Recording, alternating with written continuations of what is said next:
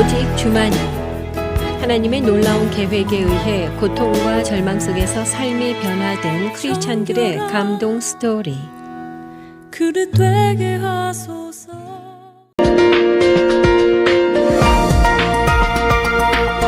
저는 어린 시절 아버지한테 받은 상처로 인해 주위 사람들을 힘들게 하고 특히 아내를 힘들게 하는 시한폭탄처럼 살았습니다. 그러던 제가 부활하신 예수님을 만나 변화된 삶을 간증하려고 합니다. 저는 시골에 칠남매 중 셋째로 태어났는데요. 유년 시절 아버지한테 많이 맞고 자랐습니다. 아버지는 다른 형제들한테는 안 그러고 저만 혼내고 때렸어요. 조금이라도 아버지 마음에 안 들면 닥치는 데 때렸어요. 밥을 먹으면서 밥그릇에 수저소리 난다고 혼나고, 어리다 보니 시골 밥상이 너무 높아서 무릎을 꿇고 먹으면 양반다리 하지 않고 먹는다고 혼나고, 문지방 받고 들어온다고 혼나고, 공부 못한다고 혼나고, 아버지 앞에서 저는 늘 고양이 앞에 쥐 같았고 아버지와 함께 있는 것이 무섭고 싫었습니다. 밤 늦은 시간에 몰래 집에 들어가 할아버지 방에 들어가 잔 적이 많았고요. 일가 친척이 모인 자리에서 사촌들은 시끄럽게 떠들고 뛰어다녀도 아무 말 안 하고 저만 혼내니까 아버지가 친아버지가 아닌가 하는 생각이 들었습니다. 중1 때 차라리 죽어버리자 하며 농약을 찾는데 어린 마음에 새 것을 뜯으면 안 될 것 같아서 뜯어 나면 농약을 찾는데 없어서 포기했습니다. 저는 아버지 때문에 매사에 주눅이 들었고 특히 학교에서도 심했어요. 여러 사람 앞에서 일어서면 바로 얼음이 됐거든요. 저도 모르게 머리가 하얗고 아무것도 생각이 안 나고 식은땀만 났어요. 고1 때까지 수업 시간에 선생님께서 책을 읽으라면 못 읽었고요. 음악 시간에 사람 앞에서 하는 실기시험은 항상 빵점이었습니다. 중2 때 아버지께서 후두암으로 돌아가셨는데요. 이때 솔직히 저는 눈물은커녕 속으로 좋아했습니다. 아버지가 돌아가시고 얼마 있다가 어머니한테 제가 이렇게 얘기했어요. 어머니, 나는 아버지가 안 계시니까 너무 행복해요 하니까 아무 소리 안 하시는 거예요. 이때 갑자기 분이 나면서 내가 지금 어떤 줄 아느냐고, 나는 주눅이 들어서 사람들 앞에서 똑바로 쳐다보지도 못하고 말 한마디 못하는 병신이라고 어머니께 막 화를 냈어요. 이것이 저의 분노 폭발의 시작이었습니다. 이때부터 고삐 풀린 망아이처럼 어긋나기 시작했어요. 호랑이가 없으면 토끼가 선생한다고, 집안에 무서운 사람이 없으니까 학교도 잘 안 가고, 이 시절에는 학교 안 다니는 애들이 많았어요.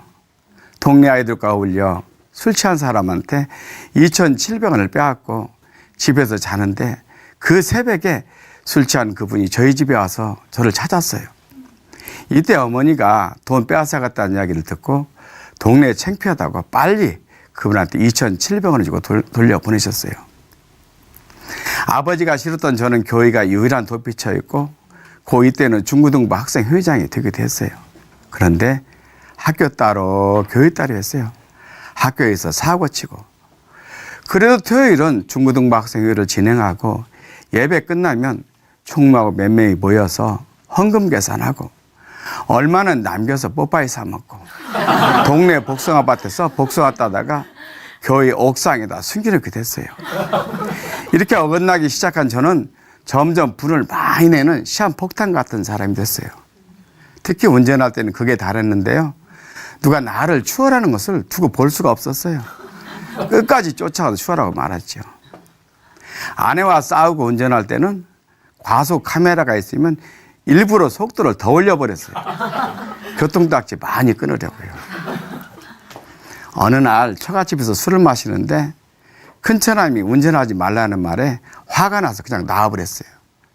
그리고 한참을 운전하고 가는데 커브길에서 갑작스레 택시가 나타났어요. 하마터면 정면 중돌할 상황이 있는데 급하게 핸들을 꺾고 나와보니 제가 역주행하고 있었어요. 학창시절 목사님께서 신학하라고 하셔서 그때부터 저는 부흥 강사를 꿈꿨어요. 신학교를 들어가서 부흥 강사가 되기 위해 정말 열심히 했어요. 그리고 금식을 많이 하다 보니 육아 엉망진창이 되게 됐어요. 한 번은 누가 어느 기도원은 개도 방언을 받는다고 해서 이번에는 받겠지 했는데 역시나 개도 받는 방언을 저는 못 받았어요. 저는 개만 또 못한 사람이 됐죠. 같이 간 전도사님은 엎어지고 뒤집어지는데 얼마나 상심이 컸는지 모릅니다. 제가 신앙이 안 좋아서 그런 것 같고 정말 창피했어요. 교회에서 살다시피 하고 잠도 교회에서 자고 온갖 교회는 다 했어요. 돈을 가지고 있는 것이 죄송해서 버는 대로 헌금을 했습니다. 성경도 400구절 이상 암송했고 새벽기도도 빠져나가고 매일 참석했습니다. 열심히 하다 보니 목사님과 집사님들에게 힘을 많이 받았어요. 이렇게 열심히 하는데도 뭔가가 부족하고 갈급했어요.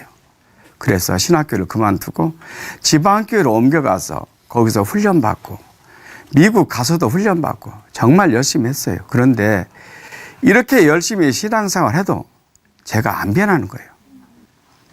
별것도 아닌 일에 화를 내고 심지어는 말씀 교제를 하다가도 누가 틀린 말하면 그 자리에서 박살을 내고 그냥 나와버렸어요.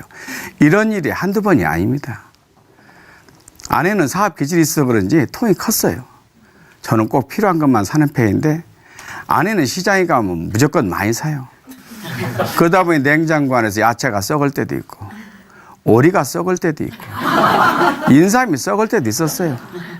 그래서 제가 가끔 아내에게 마트 주인이 당신 친척이 하면서 화를 냈습니다. 한 번 부인하면 아무것도 안 보이고 며칠씩 말을 안 하게 됐는데요. 아버지한테 사랑을 많이 받고 자란 아내는 기가 질리고 무서워했습니다.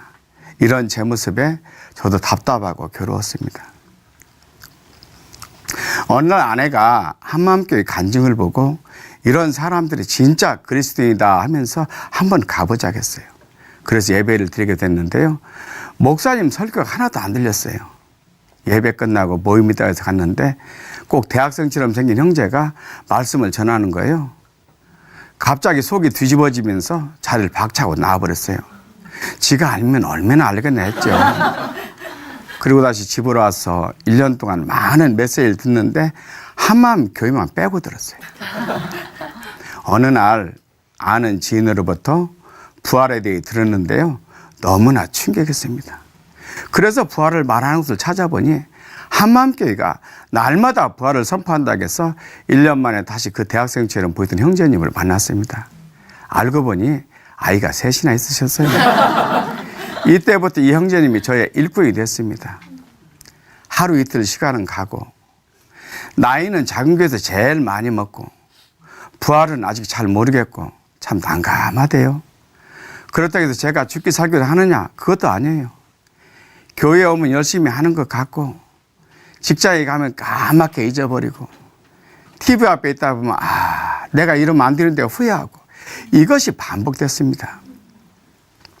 어느 날 일꾼 형제님과 식사를 하며 교제를 하는데 형제님은 미국을 안 갔다 왔는데 미국이 있다는 것을 확실히 믿는다고 했어요. 그래서 어떻게 믿느냐고 질문했어요. 일꾼은 미국에서 살다 온 사람들이 있고 또 TV를 통해서 볼 수 있기 때문에 믿는다고 했어요. 여기에 느낌이나 감정이 필요하냐고 물어보는데 필요 없다고 했습니다. 느낌이나 감정과 관계없이 확실하게 있다는 것이 믿어지더라고요. 그러면서 예수님의 부활을 봤던 베드로, 야고보, 500의 형제들, 바울에 대해서 이야기를 하셨어요. 이분들이 부활하신 예수님을 만나고 나서야 변했는데 여기에 느낌이나 감정이 필요하냐 할 때 저도 모르게 이제 알겠다 탄성이 나왔습니다. 지금까지 내가 느낌과 감정으로 부활을 접근하려고 했던 것이 알아졌습니다. 그래서 목사님께서 전능하도 믿는다 하셨구나. 이렇게 확실한 증인들이 있는데 안 믿을 수가 없었습니다. 부활이라는 역사적인 사실은 부활을 본 증인들을 통해 믿을 수가 있는 거였는데 저는 예수님이 부활하셨다는 사실에 대해 아무런 느낌과 감정이 없으니 부활이 사실을 믿을 수가 없었어요. 사도행전 17장 말씀에서 죽은 자 가운데서 다시 살리신 것으로 모든 사람에게 믿을 만한 증거를 주셨다는 말씀이 저에게도 실제가 됐습니다. 부활의 확증이 되니 부활하신 예수님이 누구신가를 알겠는 거예요. 예수님이 죽기 전에 그토록 내가 생명의 떡이다. 세상의 빛이다. 부활이요 생명이다. 나와 아버지는 하나이다. 나를 보는 것이 아버지를 보는 것이다. 이야기를 해도 믿지를 못했잖아요.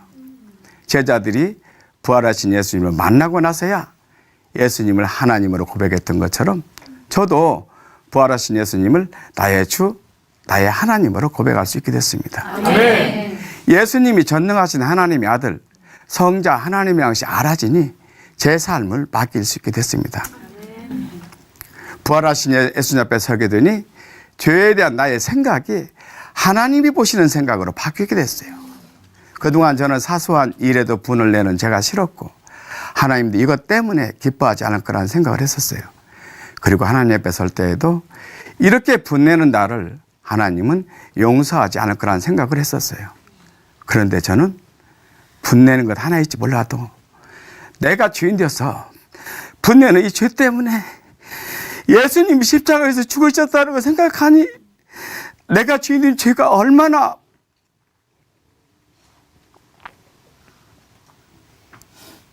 무서운지 알게 됐습니다. 이 죄는 느낌, 감정을 알 수 있는 것이 아니었어요. 십자가를 보니 내가 주인된 죄는 너무나 무서운 죄였습니다. 아니, 내가 주인된 죄가 얼마나 무서운 죄길래 하나님의 아들이 와서 죽어야 이 죄가 해결이 되는지 십자가 앞에 서게 되니 예수님을 주인으로 믿지 않는 죄가 얼마나 무서운 죄인지가 보였습니다.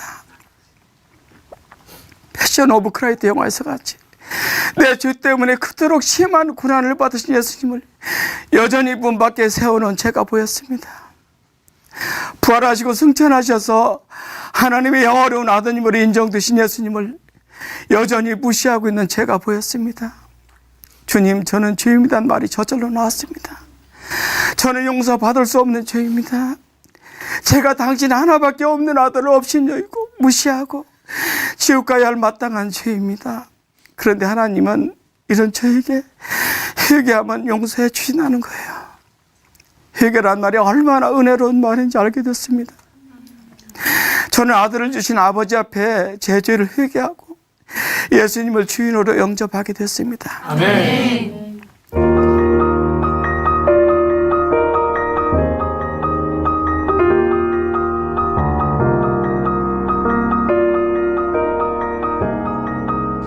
그러면서 한 영혼이라도 구원시키는 것이 나의 사명이라는 생각을 하게 됐어요. 부활에는 확실한 증거가 있으니까 담대하고 확실하게 복음을 전할 수 있게 됐습니다. 아파트 동대표 모임을 하면서 교회가 나왔는데요. 그중에 한 사람이 자기는 막연하게 믿었다 하길래 나는 확실한 증거를 가지고 믿는다고 했습니다. 증거가 있다는 말에 그분은 관심을 가졌고 저는 부활의 확실한 증거를 가지고 복음을 전했습니다. 중고등학교 될 때는 사람 앞에서 말하는 것이 어려워서 구어책도 못 읽었는데요. 지금은 사람 앞에서 말할 수 있는 사람이 되었다는 것 자체가 저에게는 기적입니다. 이제 누가 제 차를 추월해도 바쁜 일이 있어도 그러겠지 하는 마음 여유가 생겼습니다. 저희 작은 교회에 아버지로부터 받은 상처로 인해 시선 공포증이 생긴 형제가 있는데요. 저도 아버지로부터 받은 상처 때문에 그 형제의 마음이 어떤지 이해가 됐어요. 형제는 작은 교회 몸에서 힘들어할 때가 있는데 제가 곁에 앉아서 손을 꽉 잡아주면 형제의 마음이 풀어집니다. 형제의 웃는 모습을 보면 제 마음이 너무 기쁩니다. 어느 날 기도 중에 아내 생각이 나며 참 힘들었겠구나. 나같이 급한 성격을 만나서 참 힘들었겠구나 하염없이 눈물이 나왔습니다. 꼬박 하루를 울고 회개를 했습니다. 그리고 아내한테 그동안 미안했다고 용서를 빌었습니다. 이제는 아내한테 자상하게 대하는데요. 아내가 신의 등과 행복해합니다. 저는 제가 주인 되어서 평생을 분내고 원망하면서 시한폭탄처럼 살았는데요. 부활하신 예수님을 만나고 예수님이 주인 되시니 인간 관계에서 평강이 임하게 됐습니다. 저를 만나주시고 참 평강을 주신 예수님 사랑합니다. 감사합니다.